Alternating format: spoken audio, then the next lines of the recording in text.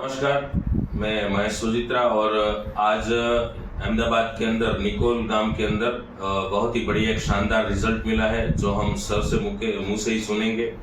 तो सर बताइए आपको क्या प्रॉब्लम था?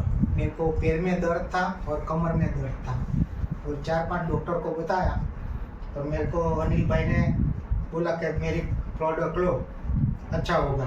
तो मैंने लिया और थंडर और ऑर्थोडॉक लिया। और कितने महीने लिए आपने?